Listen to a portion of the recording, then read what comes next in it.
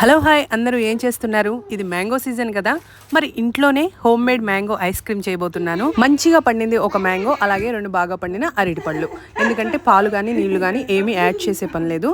నేను ఇక్కడ చూపించినట్లు మ్యాంగోని బాగా శుభ్రం చేసుకొని దాన్ని పీల్ ఆఫ్ చేసుకొని చిన్న చిన్న ముక్కలు కట్ చేసుకొని జార్లో వేసేసుకోండి. అలాగే 2 పండిన అరటి పళ్ళు కూడా ఈ మామిడి ముక్కల్లో మిక్స్ చేసేసి ఇలా నీళ్లు కానీ పాలు కానీ వేయకుండా తయారు చేసుకోవాలి. ఈ కన్సిస్టెన్సీ ఇలా ఉంటుంది. దీన్ని ఫ్రీజర్ లో పెట్టేసేయడమే. బాదం పప్పులు కానీ పచ్చి కొబ్బరి కానీ తురుముకొని దీని మీద గార్నిష్ చేసుకోవచ్చు. నేను ఐస్ క్రీమ్ కోన్ బయట నుంచి తెప్పించుకున్నాను.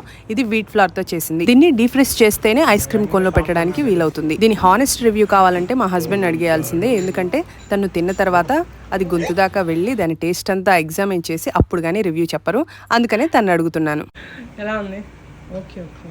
మనం ఇందులో ఎలాంటి ఆర్టిఫిషియల్ షుగర్స్ కూడా యాడ్ చేయలేదు. అందుకే తీసుకునేటప్పుడు ఫ్రూట్స్ మంచి టేస్టీ తీసుకోవాలి. ఒక చిన్న ముక్క కట్ చేసి టేస్ట్ చేస్తే తెలిసిపోతుంది. కావాలంటే కొద్దిగా హనీ వేసుకోండి.